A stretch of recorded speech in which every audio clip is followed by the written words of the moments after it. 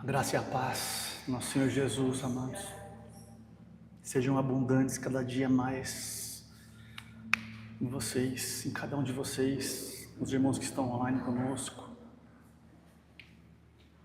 Amados, vamos relembrar para que o Senhor está nos levantando com o ministério nesse lugar.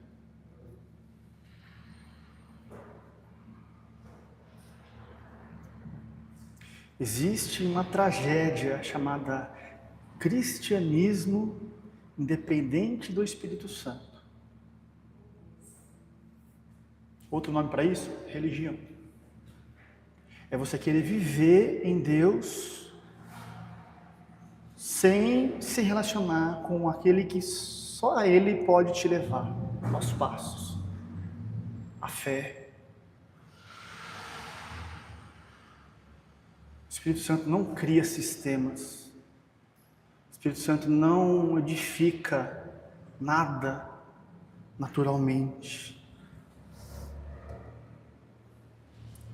Jesus, um dia ele disse assim para os religiosos: vocês percorrem o mundo inteiro em busca de fazer um prosélito, um religiosinho, focado em regras, em sistemas, na sua justiça própria. E quando vocês conseguem fazer isso, vocês tornam ele 2 vezes mais filho do diabo que vocês.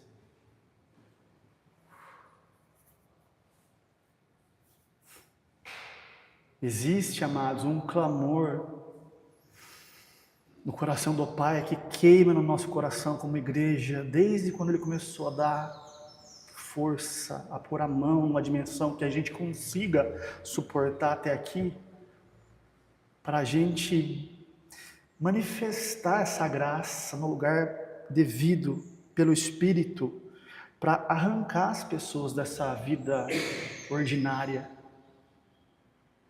Ordinária, amados, é uma palavra que a gente às vezes escuta e soa meio que como um palavrão, mas não é. Ah, você é um ordinário. Ordinário é simplesmente algo comum. E se tem uma coisa que você não é comum, você é santo. Santo é separado. Então a tua vida, a minha vida, cada vez mais, ela vai ser tirada desse lugar simples, comum, natural, e estabelecida pelo Espírito num lugar onde o sobrenatural vai começar a fluir. E aqui nós vamos ser canais do amor do Pai, não para formar religiosos, mas para formar, para gerar pais, de pais, e outros pais, e outros pais, para que o reino cresça, avance.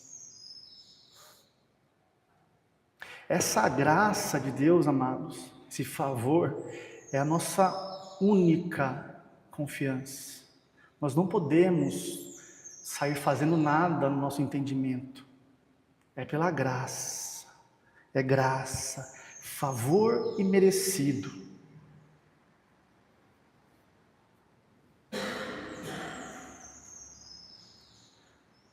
Só que o apóstolo Paulo vai dizer, na carta dele aos Coríntios, naquele contexto que ele diz que a gente é embaixador de um reino de Cristo, ele vai dizer o seguinte, logo no primeiro verso do capítulo seguinte: eu exorto os irmãos para não receber essa graça em vão.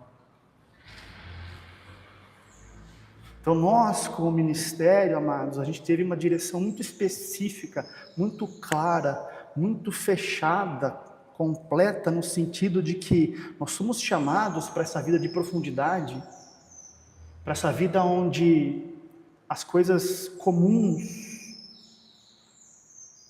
no sentido de fabricar, eu estou querendo dizer, amados, não estou dizendo uma vida comum, uma vida tranquila, não é isso. Essa vida misturada, que não tem cheiro de sobrenatural. Nós somos chamados para andar ali e sermos canais ao mundo, dessa palavra que funciona. E não de palavras que estão cheias de volume, mas completamente sem nenhum cheiro de Deus, de verdade. Mas para amar as pessoas, que é o chamado de todo crente nascido de novo, lá em 2 Coríntios 5,17, esse é um dos versos sobre os quais a gente está afirmado como igreja. Assim vai ser a sua vida também individual com o Espírito Santo, amados.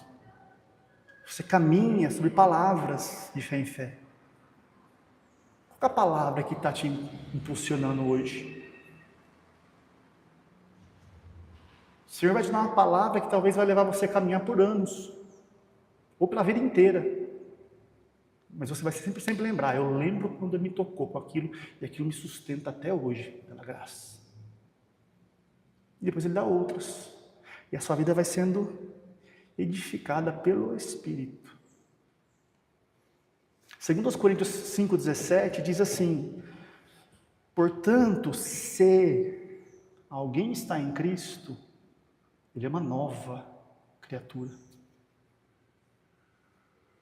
Nova vida, nova natureza. As coisas passadas, as coisas velhas, ficaram para trás. As coisas comuns, as coisas onde eu era o responsável por produzir, passou. Tudo se fez novo. Existe uma fonte agora nova. Um homem interior, o homem espiritual que nasceu de novo, ele deseja em mim e em você cada vez mais reger os passos, as decisões.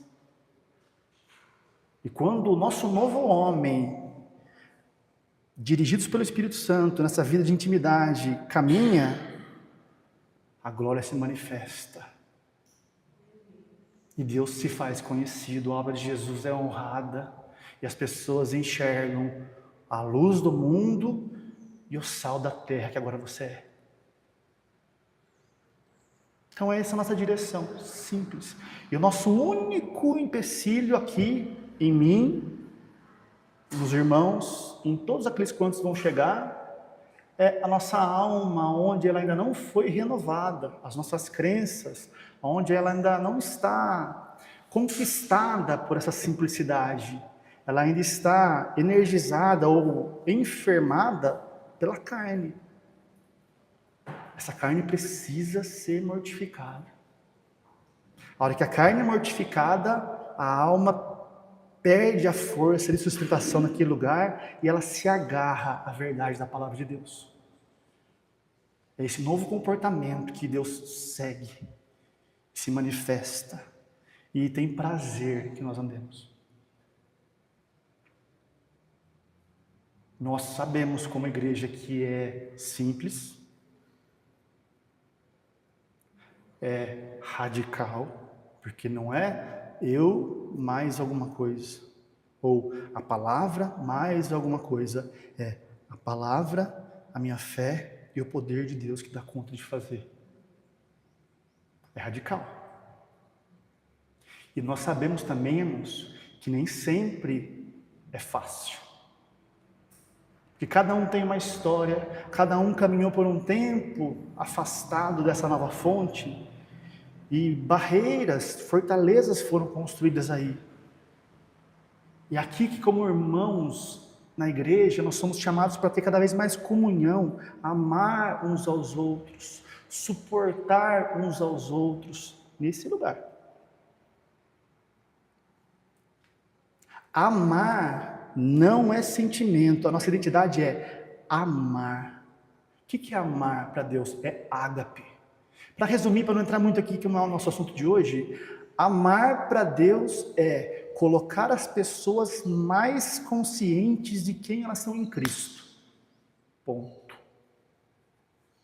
Existe um sacrifício que foi feito pela graça, está disponível para todo homem. Salvação só está ali. A vida abundante só está ali. Deus amou e deu. Nós agora somos canais desse amor. Então, amar alguém não é querer ela bem, agradar, na maior parte das vezes. É ser um canal do Espírito Santo na vida dela para tirar aquela pessoa do engano e colocar ela em Cristo.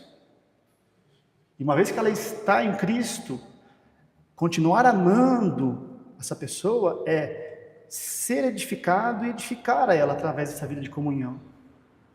Nós precisamos uns dos outros aqui, todos, sem exceção.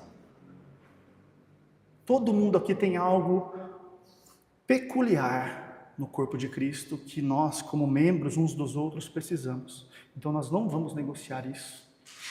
Nós vamos sempre impulsionar naquilo que o Espírito Santo nos dirige a dizer as pessoas para essa vida. E é pela graça. Jamais se esqueçam disso. É graça. É graça. Graça. A graça não é o que eu faço. A graça é o que Jesus fez. Glória a Deus por isso. E agora, quando isso vai me inundando, a minha vida vai se enchendo da glória dele. E agora eu vou começar a amar.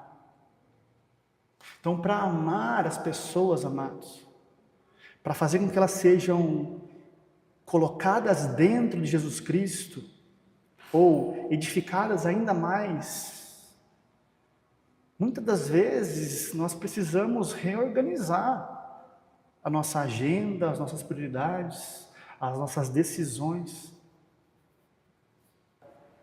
Mas como é que eu posso amar sendo que eu tenho um monte de coisa para cuidar? A minha família, o meu trabalho, tenho que cuidar da minha saúde, dos meus projetos. Pai, eu não consigo ser esse canal, eu não consigo ser esse embaixador, porque eu tenho uma vida para sustentar. Então, filho, é por isso que eu te dei uma herança em Cristo. Tudo isso aí que você até hoje está sustentando, em Cristo já está pronto.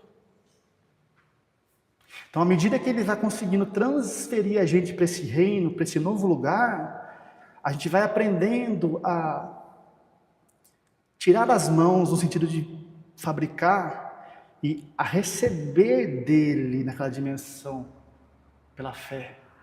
E agora você está apto para amar. Deus não é um tirano, amados, que quer que você viva em amor na sua capacidade.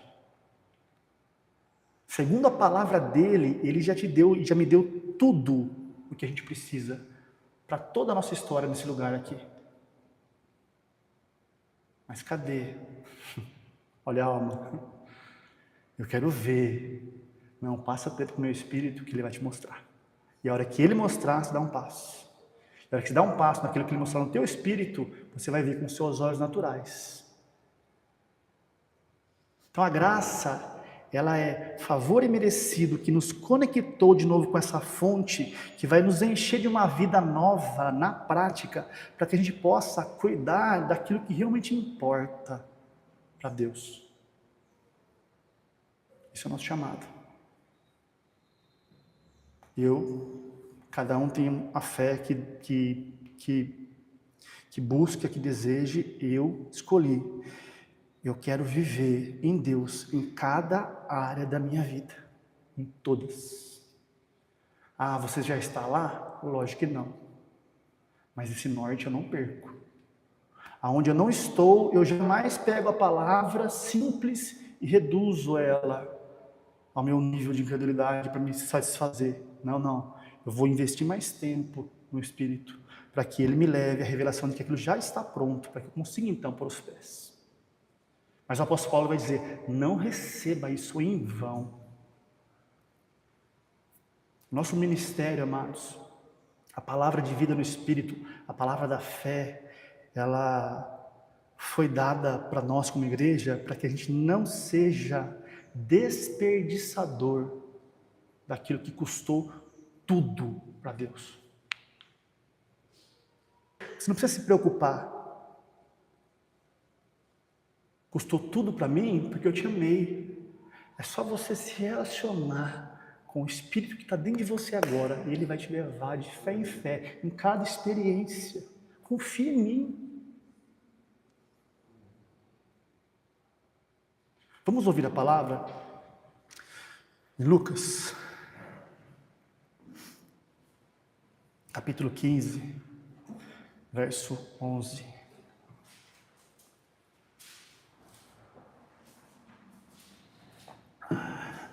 Evangelho de Lucas, capítulo 15, verso 11. Parábola do filho pródigo, uma parábola que Jesus contou, amados, para demonstrar na prática isso que a gente começou a dizer aqui. O título dessa parábola está errado. Porque não é a parábola do filho pródigo, é a parábola dos filhos pródigos. Porque os dois são desperdiçadores. A gente vai entender o porquê. Lucas capítulo 15, verso 11. E disse Jesus: um certo homem tinha 2 filhos.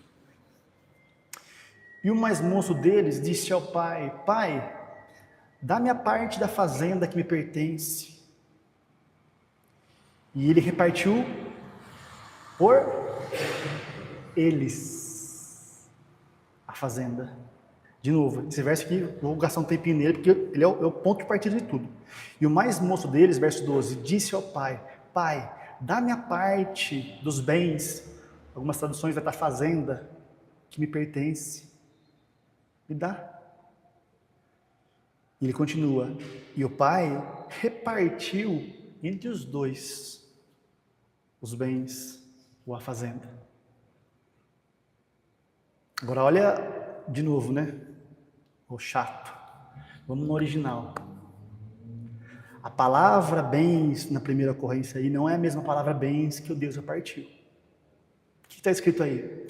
E o mais moço deles disse ao pai: Pai, me dá a parte da substância que me pertence. Pai, trazendo para a nossa vida aqui, me revela o que eu tenho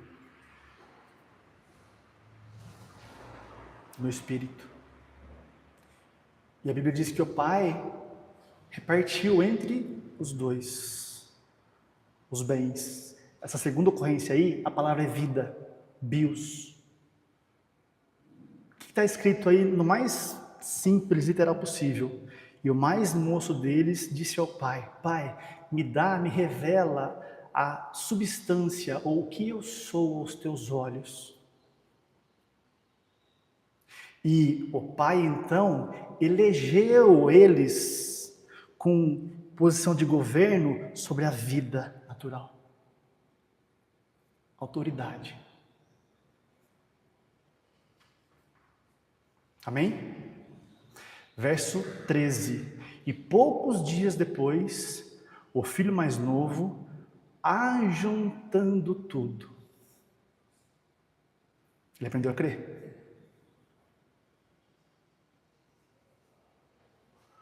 Partiu para uma terra longínqua e ali desperdiçou a sua substância, a sua identidade, não as coisas em si, vivendo dissolutamente ou desperdiçadamente. Existem 2 maneiras de você desperdiçar aquilo que Jesus fez.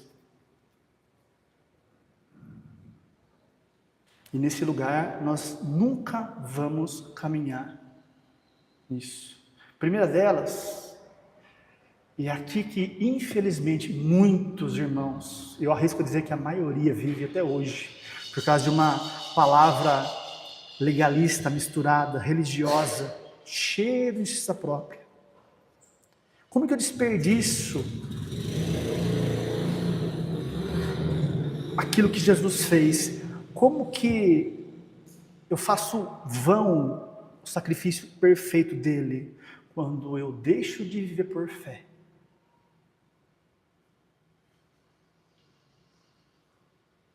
quando eu não assumo essa responsabilidade em caminhar nessa simplicidade de intimidade com o Espírito de Deus agora em mim, isso vai fazer, consequentemente, com que tudo aquilo que está feito não se manifeste. Consequentemente, se isso não se manifestar, eu continuo precisando de coisas. Comida, provisão, saúde. E se não se está se manifestando pela fé, pelo Espírito, eu preciso correr atrás.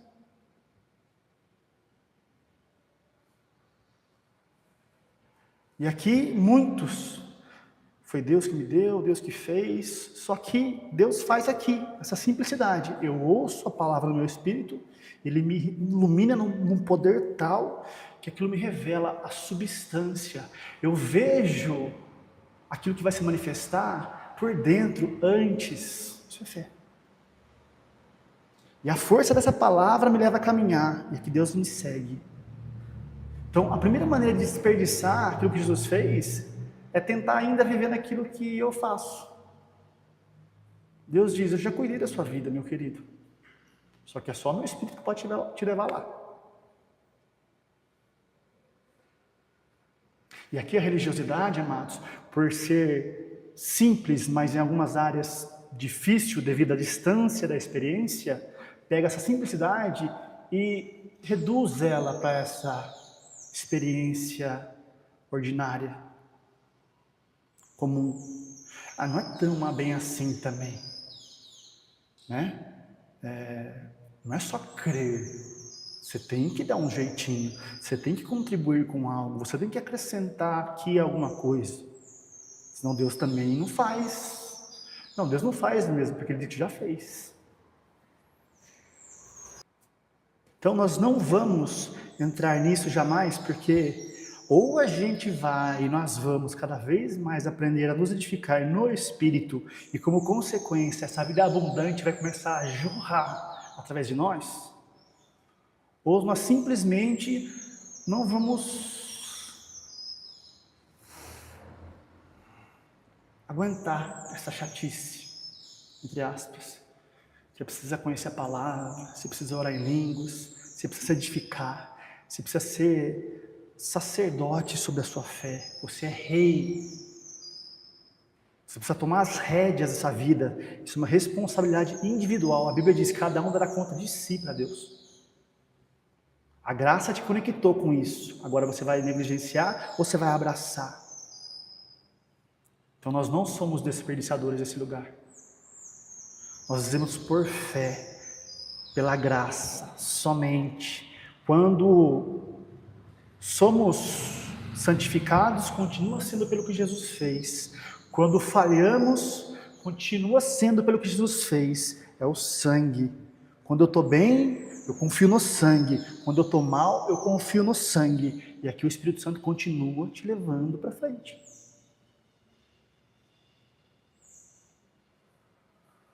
E a outra maneira de você e eu, só um exemplo, tá, amados? Ou de uma pessoa desperdiçar essa graça, é fazer o que o filho mais moço fez. Pai, me revela. A Bíblia diz que Deus repartiu, está tudo liberado, amados. São dois tipos de vida aqui, mas isso está sobre todo homem. Revelou o que eles são no Espírito. Um ajuntou, um foi aprender a crer, a se encher. E saiu da presença, do lugar onde o Pai está, movendo algo. E a Bíblia diz que lá, ele desperdiçou, ele gastou tudo. Amados, o tudo ali não é os bens materiais em si, não é a saúde plena que ele se encheu, não é a provisão que lhe encheu os bolsos, não é os bens, não é isso que ele gastou. A Bíblia diz ali que ele gastou a substância. Ele começou a perder a sensibilidade da voz que revelou para ele quem ele é.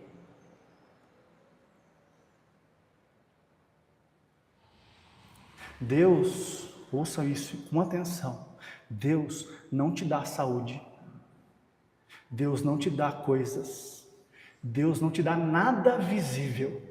Deus te revela no Espírito que tudo isso já está pronto. É a sua fé, a hora que essa alma se renova e crê e caminha, que manifesta. Jesus disse em outra parábola: a terra por si só frutifica. Ah, Deus que me deu, foi mesmo, porque ele gerou na fonte, por causa da obra de Jesus, essas bênçãos. Só que o foco de Deus não são as coisas. Ele te dá a substância, a verdade, a revelação, e diz: caminhe agora, filho. Creia, o justo viverá pela fé. Ao crer, você vai ajuntando saúde, provisão, família, sonhos, projetos, tudo aquilo que Jesus pagou, vai enchendo você. Se eu e você permanecermos nessa vida no Espírito, continuando em intimidade com o Espírito Santo, não é com homens, nós não vamos cair no erro fatal desse filho mais moço, de se desconectar do reino e ir para uma terra distante. Isso fala do mundo, amados. Eu me enchi das coisas, eu sei quem eu sou, aleluia, eu sou filho, eu sou abençoado, tudo verdade. Meu pai sabia que ele ia fazer isso, com certeza. Só que a distância da voz faz com que aquilo que gerou esse primeiro enchimento sobrenatural vá deixando de existir. E aqui as coisas começam a se gastar. E ele desperdiçando toda essa substância, diz a palavra. Verso 14. E havendo gastado tudo, por que as coisas começaram a se esvair, a ir para o ralo? Porque ele está lá gastando? Amados, se o dinheiro que Deus te dá não for para gastar, não tem sentido. Se a saúde que ele te dá, que ele te enche, não for para você viver e gastá-la de alguma maneira, não tem sentido. As coisas, a herança que nós temos como identidade, ela foi nos dada para ser usada para a glória dele. E cada vez que você, pelo Espírito, dá algum passo, investe algo, ou gasta algo, ou abre mão de algo no seu tempo, a substância que encheu aquilo, se você está conectado ainda no reinar de Deus, vai repor. Não vai faltar. Mas esse filho mais novo foi, gastou tudo. Verso 14. E havendo ele gastado toda essa substância, essa intimidade, houve naquela terra uma grande fome. E começou a padecer necessidades. Olha que interessante, irmãos. A minha escolha ao sair, ao ficar apenas com a meia revelação de que eu sou um filho abençoado, fez com que eu aplicasse isso num lugar errado. E a hora que a fome no mundo surge, eu começo a passar necessidade. Necessidade só é uma simples colheita de uma semeadura que não foi feita no lugar certo. Porque a substância da vida no Espírito foi, por enquanto, ali nesse caso, desligada. Agora sim, verso 15. E foi e chegou-se a um dos cidadãos daquela terra, o qual mandou para os seus campos para apacentar porcos. Olha que interessante isso. Porco não é um bicho que você apacenta. Ovelha é apacentável, porcos não. Essa vida desconectada do reinar, da vida no Espírito, vai te fazer um filho de Deus abençoado, mas que vai tentar alimentar aqueles que não são. Olha a religião de novo aqui. Verso 16, e desejava encher o seu estômago com as bolotas que os porcos comiam, mas ninguém lhe dava nada. No mundo não é de graça, no mundo custa. Verso 17, mas, olha a misericórdia aqui, amados. Olha o amor de Deus aqui, olha a graça aqui. Caindo em si, metanoia, arrependimento, disse, quantos trabalhadores de meu pai têm abundância de pão, e eu aqui perecendo fome. Levantar-me-ei e irei ter com meu pai e lhe direi, primeiro, Pai, pequei contra o céu e perante ti. Verdade ou mentira? Verdade. Eu peguei e me enchi da graça que me alcançou e fui, no meu entendimento, apacentar porcos. Acabei nesse lugar. Então, eu pequei contra o céu porque eu me desliguei do reinar. Me desliguei da instrução do Espírito que vai te dar certinho aonde que você tem que pôr o pé. Certinho aonde você tem que talvez semear. Tempo, recurso, não importa, amados. Mas é o Espírito que vai te guiando. Não é o que eu acho. O que eu acho, irmãos, pode jogar no lixo. Pequei contra o céu, porque a obra de Jesus me alcançou com o propósito de que agora outros sejam alcançados. Assim como eu só fui alcançado por causa de alguém que respondeu esse chamado em amor. Uma pessoa, duas ou três, não importa. Então eu pequei contra o céu e perante ti. Verdade. E já não sou digno de ser chamado teu filho. Já, no original, não tenho o mesmo peso.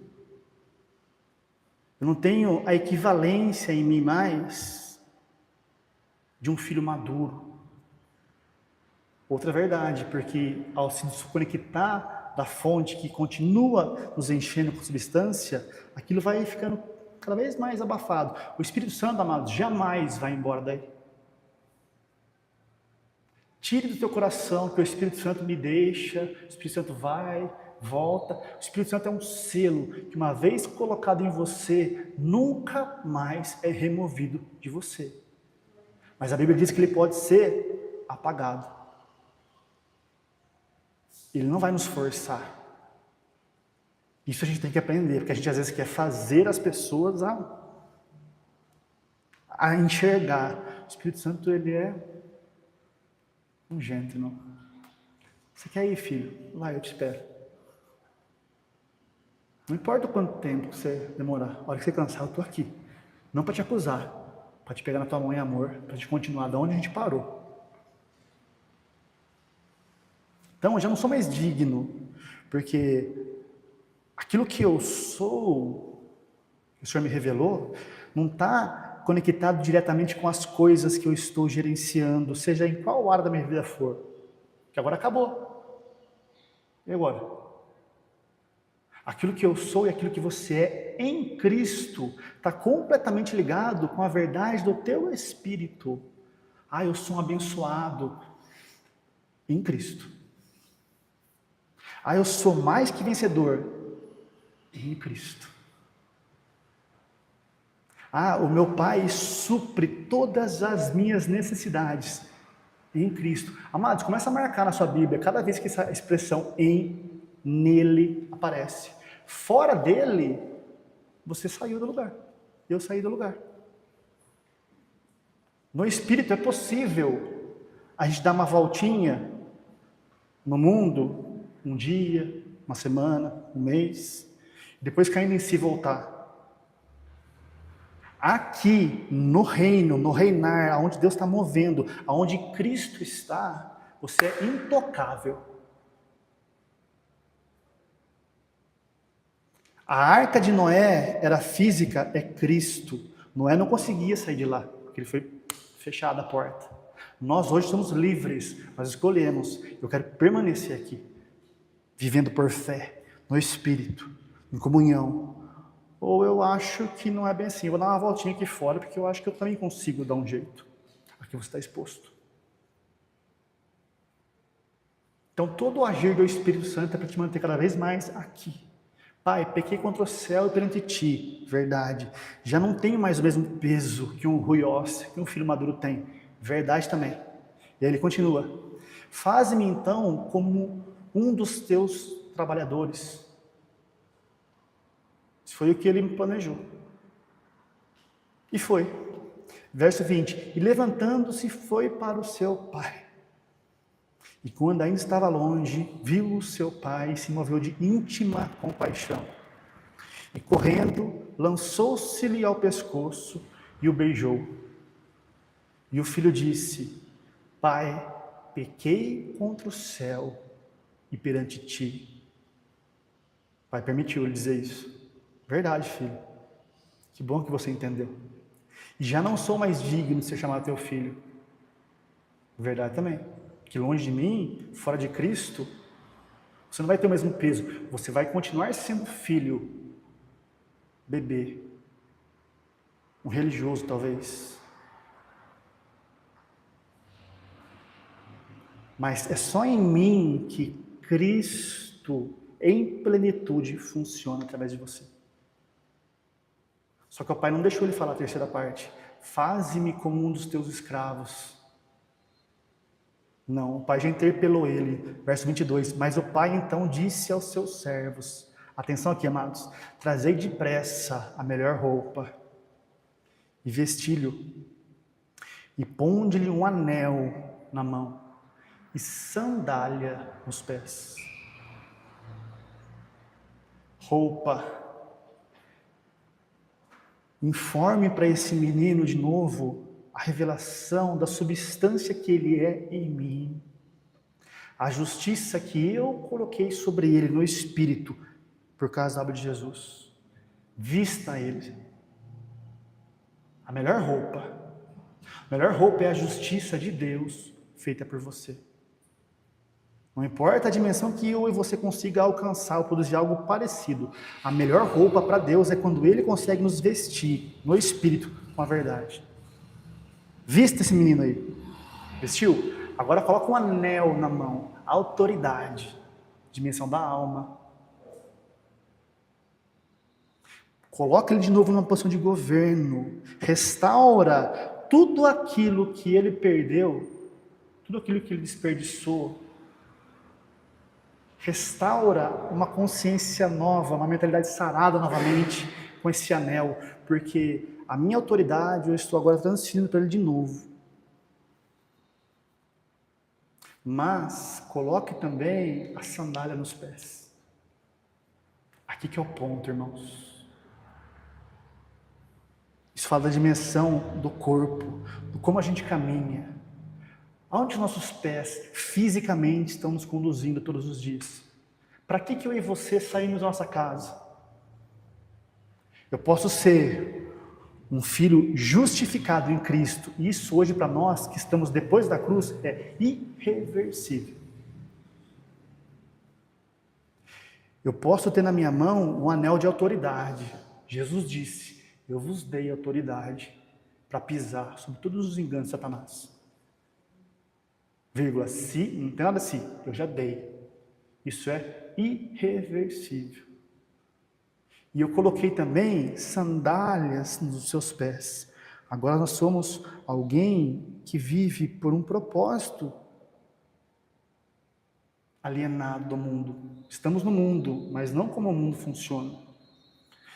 Pés fala de caminhar. Para onde que eu vou? O que eu estou fazendo?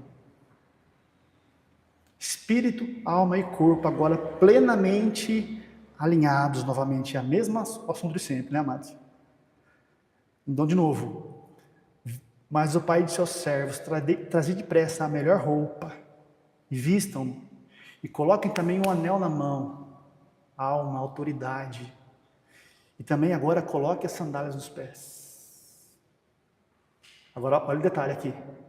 Verso 23, e trazei o bezerro cevado, matem-no, vamos comer e se alegrar. Isso é uma tipologia linda da ceia. Lá em gente não vai abrir, mas só para quem quiser anotar aí, lá em Êxodo capítulo 12, verso 11, quando Moisés está para sair com o povo de Israel da escravidão do Egito, um dia antes, Deus dá uma ordem: mata o carneiro, mate o cordeiro, que tipologia Cristo também, passa o sangue na porta e comam todo. Só que tem um negócio interessante lá: assim vocês vão comer.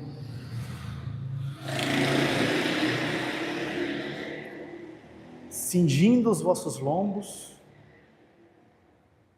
sapato nos pés, cajado na mão.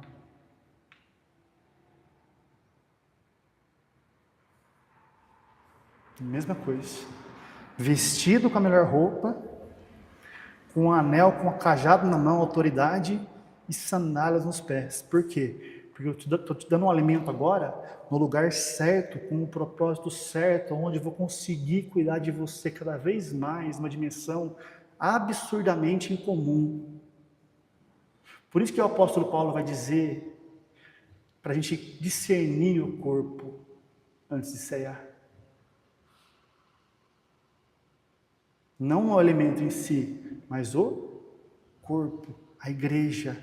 Para que eu estou comendo desse boi, desse cevado, desse cordeiro que foi morto para me alimentar? Porque eu fui vestido, porque eu tenho uma autoridade, mas eu tenho um propósito para caminhar nessa terra.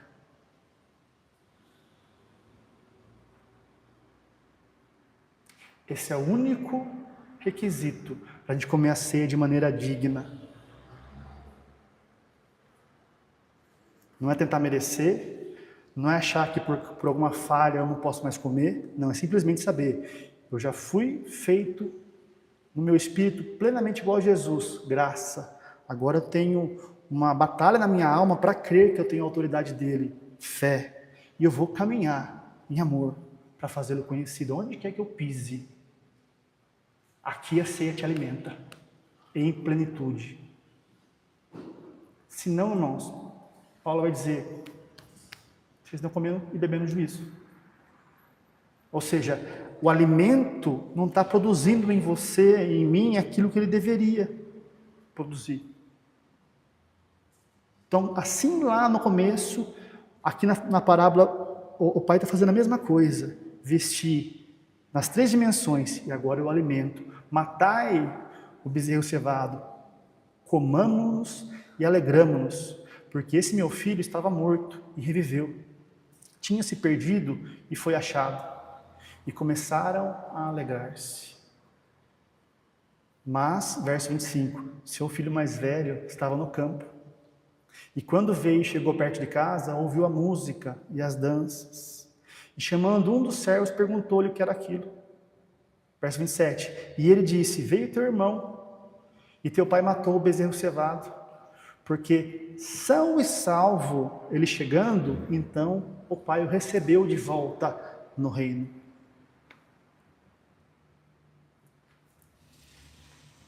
Verso 28, mas ele se indignou e não quis entrar.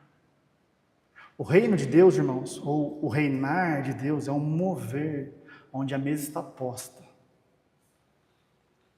Não tem nada para você e eu fabricarmos ali. O filho mais velho que tipifica aquele viver firmado ainda no que faz, uma consciência de servo, de escravo, que está fazendo algo para Deus. Eu estou servindo a Deus. Ele é alguém que necessita desesperadamente de mim. Não, irmãos, servir a Deus por amor é um privilégio, é uma oportunidade. Mas se eu um dia me perder e abrir mão, ele levanta outro. E continua trabalhando para que eu seja restaurado para esse lugar, é óbvio. Mas esse viver religioso, ele se indigna na hora que ele vê alguém que caiu em si da maneira mais comum possível, porque isso faz parte também. E você se encher e sair achando que aquilo é simplesmente para você viver como você bem entende, e a hora que você se arrepende, você volta para o Pai. O que o filho estava esperando? Nosso pai vai pegar ele no chicote. Não, não, não. Vem para cá. Eu vou te restaurar. E agora nunca mais você vai se perder. Só que o religioso não suporta ver isso. E não quis entrar na festa, no reinar, no mover. Verso 29. Mas respondendo ele, disse o pai: eis que te sirvo há tantos anos, sem nunca transgredir teu mandamento, e nunca me deste um cabrito para alegrar-me com os meus amigos. Lembra que a gente tirou no primeiro versículo, no segundo? A hora que um filho pediu a substância, o pai deu para os dois. Só que o filho que desperdiçou de uma maneira errada, gastando onde não deveria gastar, aprendeu a receber, pegou, ajuntou. O outro estava tentando ainda fazer para o pai algo e não se preocupou em crer pela fé. O Senhor nunca me deu. E ele disse ao filho, verso 31, filho, tu sempre estás comigo e todas as minhas coisas são tuas. Já. No mais puro está assim, ó, filho, você sempre está comigo e eu sou teu. Por que você não creu como seu irmão mais novo creu? Porque já estava aí também. Mas era justo, verso 32, alegrarmos-nos e regozijarmos-nos, porque esse irmão estava morto e reviveu, tinha se perdido e foi se achado. As duas maneiras que o Espírito Santo foi nos dado para que a gente caminhe por fé, se enchendo cada vez mais daquilo que Deus já fez, e como consequência, o amor. A graça de Deus, ela é a cartada, amados, mais insana para o homem natural. Por quê? É quando Ele dá para nós, sem merecermos, e a gente resolve acreditar que é verdade. A gente aprende, que a gente diz aqui, não tem a ver com o que eu faço. Isso é uma batalha, irmãos, diária. Parece simples, mas você não cair no caminho de justiça própria é uma vigilância constante. A gente consegue no início, isso é fácil de ver, consegue no início entender isso, que o sangue cobriu todas as nossas falhas, passadas, presentes e futuras. E a gente começa a se exercitar em exercer fé, concordando com a palavra, tomando posse pela fé, agradecendo, louvando, as coisas começam a se mover. Então, as minhas falhas não me param mais. Só que a hora que essa santificação começa a frutificar aqui, a outra vigilância é você permanecer na humildade, saber, é por causa de Jesus. Não importa quanto eu fui santificado. Nossa, agora eu vou voar, porque agora eu sou bom. Não, por causa dele. É a mesma vigilância. Então a justiça própria é um veneno que a gente tem que sempre estar atento. É Cristo, é graça. E a hora que isso aí frutifica, irmãos, a consequência é o amor, porque se não é você mais que está cuidando das coisas, se aquilo está te inundando numa dimensão que você não tem capacidade de produzir e nem de gerenciar, você não consegue conter. Você não consegue guardar para você. O justo viverá pela fé, porque pela fé ele vai entender tudo que está feito, e ao colocá-lo a pé e experimentar esse lugar restaurado de volta, a consequência é uma vida que vai explodir no amor. Quem está na fé, pela graça, não consegue reter. Olha a desgraça da religião aqui, de não instruir as pessoas na vida completa, que começa lá no espírito, e a hora que a pessoa chega aqui ainda, fazendo, colocando sobre elas o encargo de fazer, ofertar. Porque se você não ofertar, o gafanhoto vai devorar. Se você não servir, sua vida não vai para frente. Aquilo que não foi gerado pelo Espírito, a pessoa não consegue soltar. Porque ela que conquistou, ela que agregou para ela mesma, ela precisa se sustentar. Se tirar, eu estou frito, vai faltar. A pessoa que entrou por fé, ela sabe, a fonte, a substância que gerou isso aqui é inesgotável.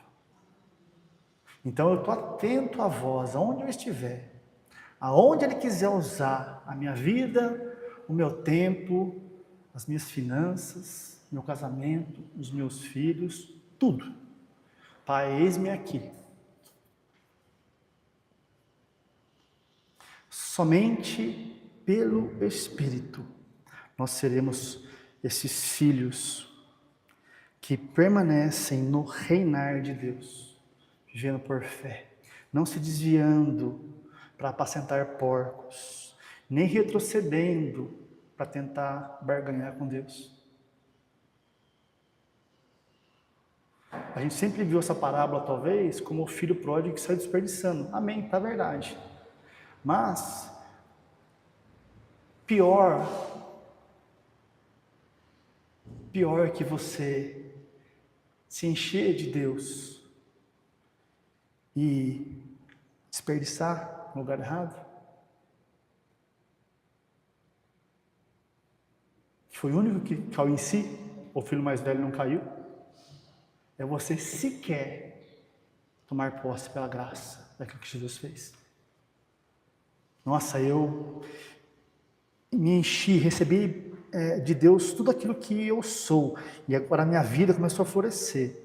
Vou dar uma voltinha, uma terra longe aqui. Amigos, pode ter certeza, o Espírito Santo vai te convencer a voltar. Se Ele está aí, se você pegou por fé, é inevitável você cair em si, e o amor do Pai está de braços abertos para receber de volta, para te restaurar. A graça, é curioso isso, né? Como que eu sei a importância que tem um cobertor na minha vida? Só o dia que eu passo frio. É um engano a gente está até conversando um pouco sobre isso aqui no sábado. A gente cria filhos achando que a gente vai conseguir privar eles de todas as escolhas erradas, né? Nasci em berço evangélico, cresci em berço evangélico, casei virgem, nunca, amados, glória a Deus se isso foi obra do Espírito. Mas essa pessoa nunca entendeu, talvez na experiência, a necessidade de cair em si e entender uma graça que te cobre, dependendo de você mesmo. É estranho. Então chega um momento que a gente tem que soltar. E cada um vai ter sua experiência com Deus. Então pior que vir aqui e talvez, por imaturidade, não entender o propósito de tudo, é sequer você aprender a viver por fé. E a religião deixa as pessoas nesse lugar. Nós não. Com o ministério, estou dizendo. É por fé. É pelo Espírito. Se encha. Aprenda a viver. Tira os seus méritos. Confessa. Ore em línguas. Já está feito. Caiu. Seu pai já sabia. Se levanta. Continua. Não é por aí. Mas tudo bem, sua alma não foi renovada. Minha alma não foi renovada. Continua se exercitando. Continua se edificando. Ele vai te levar lá. Isso vai te levar a se encher, irmãos. De tudo. E nos possíveis desvios, amém. O Espírito Santo vai dar conta de mostrar para nós. Todos nós nos desviamos aqui em algum momento, constantemente, numa área ou em outra. Numa área ou em outra. Na parábola seria a vida toda, mas todos nós, no processo, na jornada, caímos numa terra longínqua, em alguma área. E aquilo começa a se esvair, porque é a substância que gera, que sustenta. É o Espírito que te dá, é o Espírito que te sustenta e é o Espírito que dá propósito. E a hora que aquilo se esvai, você lembra. Putz, agora eu lembrei de onde que vem a fonte. O segredo não está nas coisas. O segredo está na fonte. Tudo que eu estou me movendo é só uma consequência do lugar ao qual eu fui ligado. Essa vida no Espírito que nós somos chamados, convocados para sustentar, irmãos, é a única mensagem que vai nos levar a permanecer aqui. Para quê? Para quê? Abra comigo, por favor. 1 Pedro, capítulo 5, verso 5.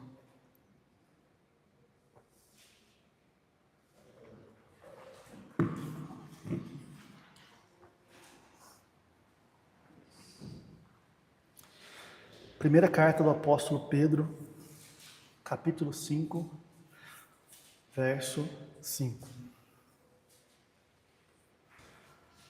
Diz assim a palavra de Deus: semelhantemente vós, jovens, sujeitai-vos aos líderes, aos anciãos, e sede todos sujeitos uns aos outros, e revestidos de humildade. Olha a beleza do corpo. Por quê? Porque Deus resiste aos soberbos, mas dá graça aos humildes. O que é soberba? O que é humildade? O que é o ponto? É um nariz empinado, que pessoa soberba. Não necessariamente. Uma pessoa com chinelo no pé, uma camiseta rasgada, olha que pessoa humilde. Não necessariamente. Soberba é a hora que eu olho para a palavra, eu faço uma conta na minha alma, um raciocínio, para ver se aquilo concorda, cabe ou está coerente com a minha experiência. E se não tiver, não é bem assim também. Soberba. No literal, irmãos, a Bíblia diz assim, porque Deus, Ele a si mesmo se coloca em ordem de batalha contra um soberbo. Olha isso, irmãos. Olha o que é o amor de Deus. Não tem nada a ver com sentimento. Para te colocar na verdade em Cristo, Deus passa por cima da sua carne. Passa por cima da minha carne. Ah, não é bem assim. Ah, filho, essa soberba aí, vou precisar quebrar ela. Então agora eu vou me colocar em ordem de batalha contra você? Não, contra a tua carne. Através do meu Espírito Santo. E o que é humildade? Humildade era o filho pródigo. Primeiro, mais velho. Ah, eu te sirvo, eu nunca pedi nada, eu estou aqui, pobre, miserável, é muito suado, não é para mim. Ó Senhor, tem misericórdia, porque eu sou um pobre, miserável, pecador. Não, irmão, você é soberba também, porque a Bíblia não te chama de pecador mais na Nova Aliança. Se Deus diz que você em Cristo é santo, e eu sou santo, nós precisamos aprender a nos apossar dessa verdade. Humildade é você olhar para a palavra estabelecida, verdadeira. Inevitavelmente, talvez, a gente até tenta encontrar na nossa mente uma razão, um cálculo. E onde você não encontra coerência, onde a sua experiência está anos-luz da verdade, onde você não vê possibilidade, você é humilde em dizer: que Deus diz, eu nem tenho isso em mente ainda, essa revelação, essa alma sarada para dar o passo, mas eu vou simplesmente concordar, eu vou te agradecer pela verdade, isso vai liberar o Espírito Santo em você, e vai te levar a dar o passo necessário. Humildade. É Ele que faz a obra de desconstrução quando existe um soberbo, ou uma área em nós que nós somos soberbos ainda, e é também Ele que faz a obra de te colocar na experiência da glória quando você foi feito humilde pelo Espírito Santo. Humilhai-vos, pois, então, debaixo da potente mão de Deus, palavra. Cristo, para que ao seu tempo Ele vos exalte. Ao seu tempo, não é cronológico. Ah, tá vendo? Eu estou aqui crendo e Deus sabe do tempo que vai ser necessário para que isso aconteça. Não é isso que está escrito ali. Humilhai-vos debaixo da potente mão de Deus, em humildade, crendo, assumindo a responsabilidade. Eu não estou na experiência, mas não porque não é bem assim, é porque eu ainda não creio. Humildade. Mas eu não me condeno, porque não tem nada a ver com isso. Foi Adão que gerou isso em mim. Eu vou pegar nas mãos do Espírito Santo o quanto eu conseguir e vou gastar tempo nas práticas para que ele me renove. Então eu entro na experiência. Então eu estou me humilhando. Cada vez que você está conectado com a palavra escrita, orando em línguas, meditando, jejuando, louvando, adorando ao Senhor, você está se humilhando à palavra, se reverenciando essa palavra mais devida. Você está se reconhecendo, não importa o que eu estou vivendo, isso aqui é verdade, pode passar, Senhor, pode fazer. Esse tempo aí, quem que determina quanto que ele vai ser, literalmente dizendo? Eu e você, à medida que nós nos inclinamos para agarrar isso pela fé, ou vamos afar um pouquinho. Amém. O tempo é a hora que Deus consegue encontrar. Ele se renovou, a alma dele foi sarada. Agora eu consigo entrar aqui com poder. Agora eu consigo passar.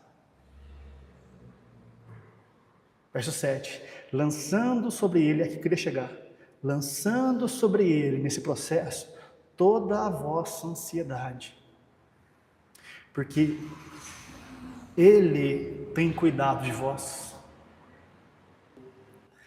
De novo, lançando sobre ele toda a vossa ansiedade. No literal está assim, porque nele está a capacidade de cuidar de você. Atenção aqui, irmãos, isso aqui é o ponto-chave desse texto. Lançando sobre ele tudo aquilo que ainda não estou entendendo, que causa emoções talvez turbulentas em mim. Mas é em Cristo, não é na terra longínqua, e muito menos na religiosidade da justiça própria. É no reinar, é onde Cristo funciona, é no corpo, é aqui que está a capacidade de Deus realmente conseguir pegar a sua vida e mudar tudo, da água para o vinho. Na terra longínqua não, querido. Na religiosidade também não, meu querido. Aqui você é filho, se você morrer, você vai voltar para o Pai. Aqui você também é filho, se você morrer, você também vai voltar para o seu Pai. Isso é graça. Mas nós não somos chamados para andar só aqui, nós somos chamados para prolongar a nossa jornada aqui no tempo mais perfeito planejado pelo Pai, reinando em vida no poder do Espírito Santo. Porque é nele, dentro de Jesus Cristo, que está a capacidade de Deus cuidar de mim. Verso 8 para encerrar. Então, sede sóbrios, vigiai. Por quê? Porque o diabo, vosso adversário, anda ao derredor, bramando como um leão, ou rugindo como um leão. Fazendo o quê? Buscando quem ele consiga devorar. Irmãos, nele, aqui, no reinar, falho ou não falho, pouco santificado ou muito santificado, não importa. Se você vigiar e permanecer aqui, com esse coração inclinado, o diabo não te devora, não te toca.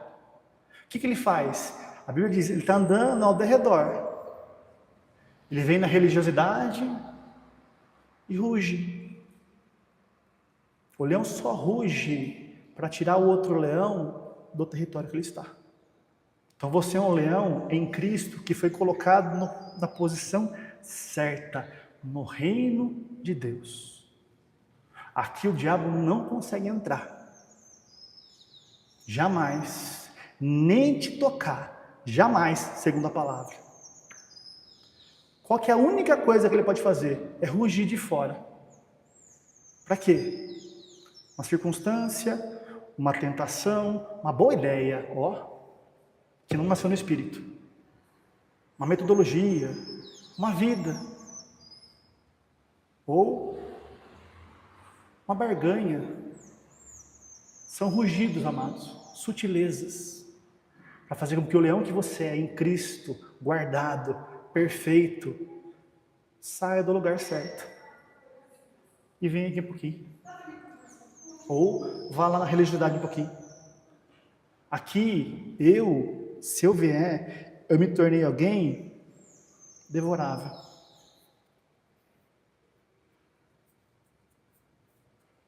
E graças a Deus, pela misericórdia dele, pelo Espírito Santo, que não nos deixa permanecer aqui, uma vez que você entendeu e foi instruído na verdade plena. Porque você tem um propósito para cumprir, amados. Então, todo o nosso cuidado com o ministério, com aquilo que Deus nos deu, amados, como direção, é para cada vez mais perfeitos ou imperfeitos. Cada um tem uma personalidade, cada um tem uma fraqueza, cada um tem um jeito. Isso é assim em todos os lugares. Põe pessoas juntos. Irmãos, a hora que passa o frenesi da primeira amizade, ou dos primeiros meses de casamento, enfim, a hora que os relacionamentos começam a ficar comuns, aí você vai descobrir que é chamado para suportar um ao outro. Nossa, fiz um amigo novo, a gente está saindo direto junto, viajando, papapá. A hora que aquilo vira comum, que os defeitos começam a aparecer, aquela amizade acaba. Aquele casamento entra em crise.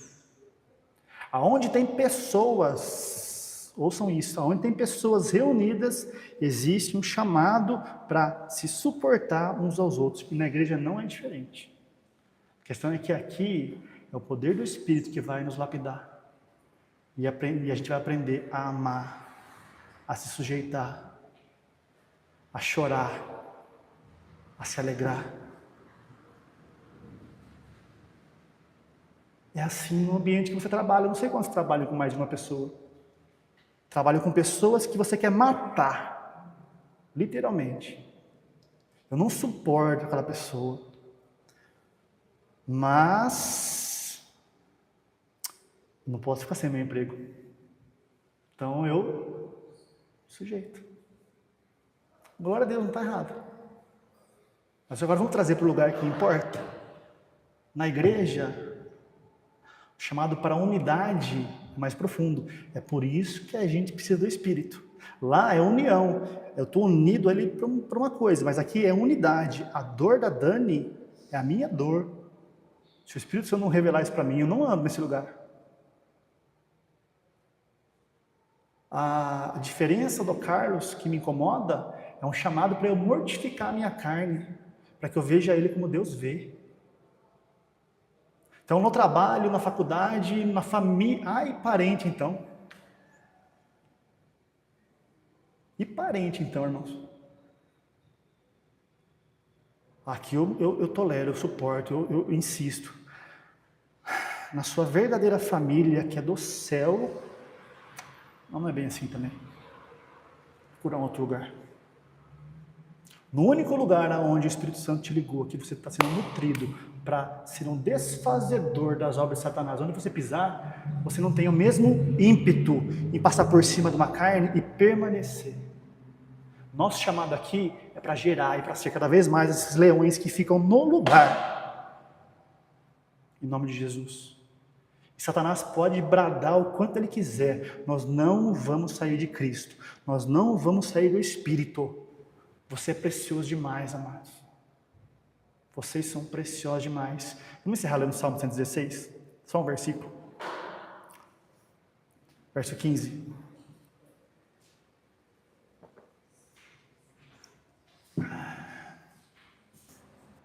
Salmo 116, verso 15. Preciosa é a vista do Senhor, ou aos olhos do Senhor, a morte dos seus santos. Você precisa entender o que está escrito aqui. Irmãos, você foi alvo do mais alto investimento já feito na vida de alguém, por Deus. Ele pegou tudo de mais precioso e depositou na tua conta pela graça. Então, quando um santo, quando um filho, ou por não ser instruído nessa vida simples de fé, que é a única vida que a Bíblia diz, o justo viverá por ela, ou por escolhas erradas, saem do lugar aonde eles se tornam devoráveis, e Satanás, infelizmente, consegue ver e tragar aquela pessoa antes da hora, e não foi Deus que matou, não foi Deus que recolheu.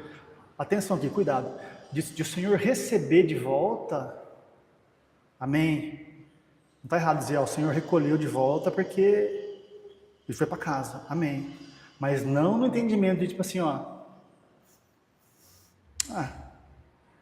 tá bom para aquele ali 15 anos, manda uma doença, recolhi, um acidente. Deus não tem nada a ver com isso, irmãos. Deus é bom. Se você ou eu cremos num Deus que manda doença, acidente, intempéries da vida para ceifar a nossa vida antes da hora, nós não entendemos ainda a graça e muito menos a vida no Espírito. Então, preciosa demais é a sua vida. Eu investi demais em você quando eu mandei o meu filho naquela cruz para resolver toda a sua vida natural. A substância que está no teu espírito agora, ela é suficiente, se você aprender a crer, para gerar a manifestação de governo sobre cada área da sua vida, porque eu tenho um propósito para cumprir em você. Pega na mão do meu Espírito Santo, não largue. Naquilo que não testifica no seu coração, não faça, não dê um passo, fique em paz, fique descansadinho aí. Mas aprenda, seja humilde, não olhe para a sua carne, nem para a sua alma não sarada. Permaneça nesse lugar, porque aqui você vai ficar até o último dia que eu escrevi no meu livro a seu respeito. Então custa caro, é o que está escrito no Salmo, custa caro demais para Deus a morte dos santos. Percebe a diferença, irmãos? Quando o Espírito Santo vem e fala assim, aqui que eu te vejo, não é para te pôr para baixo, é para te chamar. Eu quero te pôr aí. Só que a sua carne está atrapalhando. A sua alma não renovada, enfermada por ela, está impedindo. Você vai deixar te levar? Porque você é precioso para mim. Esse é o nosso chamado. Nós não negociaremos, nós viveremos cada vez mais de fé em fé, em cada um aqui, a glória de Deus, na plenitude, amando através de tudo aquilo que nós temos, somos e podemos dentro de Cristo. Onde Satanás pode rugir o quanto ele quiser, nós não nos movemos da palavra e ele não nos toca. Em nome de Jesus. Amém, amados? Aleluia. Obrigado, Jesus.